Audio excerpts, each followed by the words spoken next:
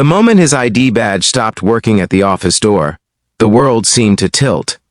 It was not the loss of a job that hollowed his chest so suddenly, but the sound of laughter behind him, the careless kind that treats another person's collapse like a punchline. In that instant, he realized how quickly dignity can be stripped away, how fast a lifetime of effort can be reduced to a single cruel moment. He was a single father with 3 small hands waiting for him at home, and the word fired echoed in his head like a verdict rather than a decision. Before we go any further, if you believe in kindness, second chances, and the quiet power of doing the right thing even when no one is watching, take a second to like this video, comment your thoughts, share it with someone who needs hope today, and subscribe to the channel. Your support helps stories like this reach hearts that need them. He walked out of the building with a cardboard box that felt heavier than it should have, filled with a desk plant he had kept alive for years, a mug with chipped paint, and a stack of family photos that reminded him why he never stayed late unless he had to. The city air felt colder than usual, and every step toward the bus stop seemed to carry the weight of what came next. Rent was due in 2 weeks. Groceries were already stretched thin. School shoes for the girls were wearing out at the toes.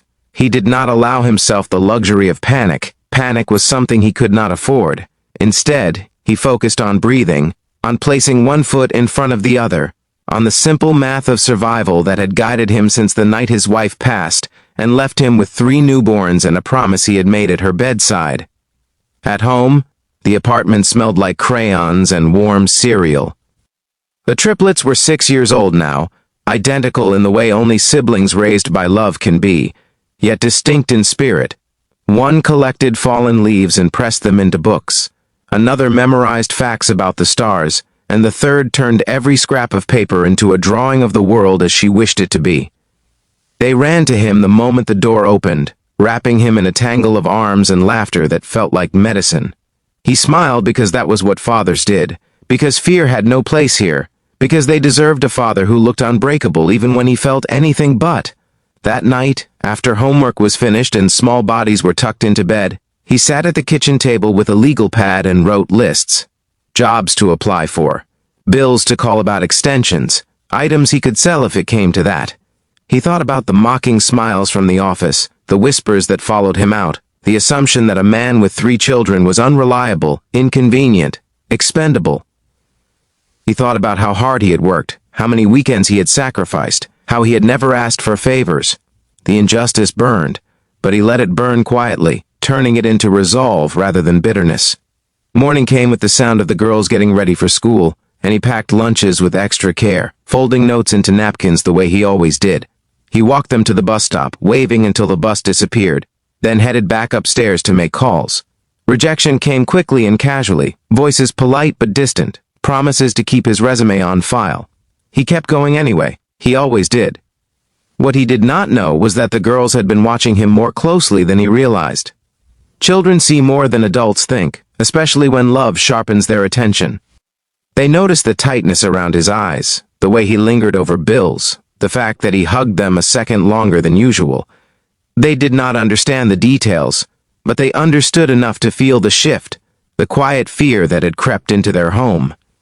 At school, a simple assignment was given that day, something meant to teach kindness and community. The children were asked to think of someone who worked hard and did not get enough appreciation, and to create something that showed gratitude. While others thought of teachers or bus drivers, the triplets thought of their father. They thought of his tired smiles and late nights, of the way he made pancakes into shapes of animals to make them laugh, of how he never complained even when the world seemed heavy on his shoulders. Using crayons, markers, and the kind of determination that only love can fuel, they poured everything they felt onto paper.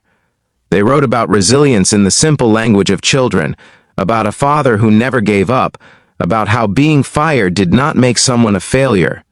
Their teacher noticed the intensity of their focus, the seriousness with which they worked, and asked gentle questions. When she learned the truth, something stirred in her. She had seen families struggle before, but there was something about 3 identical signatures at the bottom of a page that made her pause. She shared the drawings with the principal, who shared them with the school counselor, who suggested sharing them with the district's community board that often highlighted stories of perseverance. By the end of the day, scanned images of the children's work had been posted online with a caption about unseen heroes and the quiet courage of single parents. No names were mentioned, no details exposed, just a story of love written in crayon. The internet did what it sometimes does at its best. The post was shared, then shared again. Comments poured in from parents, teachers, and strangers who recognized themselves in the story or saw someone they loved reflected there. Local news picked it up, touched by the innocence of the message and the depth of the bond it revealed. They reached out to the school, who reached out to the father, who nearly declined the attention out of instinct before realizing that sometimes pride must step aside for possibility. By the time he stood in the school auditorium the next afternoon, surrounded by cameras and soft murmurs, he felt exposed and unsure. He spoke about his daughters, about the way love had taught him endurance, about the job loss that had shaken him but not broken him. He did not ask for help. He did not blame anyone. He simply told the truth, and the truth carried weight. What happened next felt unreal. A representative from a local company watched the segment and recognized something familiar in the man's quiet determination. They had been looking for someone dependable, someone who understood responsibility not as a line on a resume but as a way of life. An offer was made, then another from a different company that valued community engagement and resilience. Neighbors left groceries at his door. A fund was quietly set up to help with school supplies and rent, supported by people he would never meet but would never forget. The girls came home that day buzzing with excitement, not fully understanding the scale of what they had sparked, only knowing that their father's eyes looked lighter, that his shoulders seemed less burdened. He held them close, gratitude swelling until it threatened to spill over. He thought about the laughter at the office, about how small it seemed now compared to the echoing kindness of strangers and the unwavering faith of 3 children. As days turned into weeks, life found a new rhythm. The new job was not perfect, but it was respectful, flexible, and offered something he had not expected, a sense of being seen. He volunteered at the school when he could, sharing his story not as a triumph but as a reminder that hardship does not define worth. The girls continued to draw, to learn, to believe that love could change things because they had seen it happen. Just before we reach the end of this story, take a moment and comment below with the word hope, if you believe that small acts of love can create big changes. Your words matter more than you know. The memory of being fired never fully faded, but it softened around the edges, transformed from a wound into a lesson. He taught his daughters that dignity comes from perseverance, that mockery loses its power when met with compassion, that impossible things are often accomplished quietly by those who refuse to stop caring. On evenings when the city lights flickered on and the apartment filled with the sound of homework and laughter, he felt a peace that had nothing to do with money or titles. It had everything to do with belonging. If this story touched your heart, if it reminded you of someone who keeps going even when the world knocks them down, please like this video, share it with others, and let us know in the comments.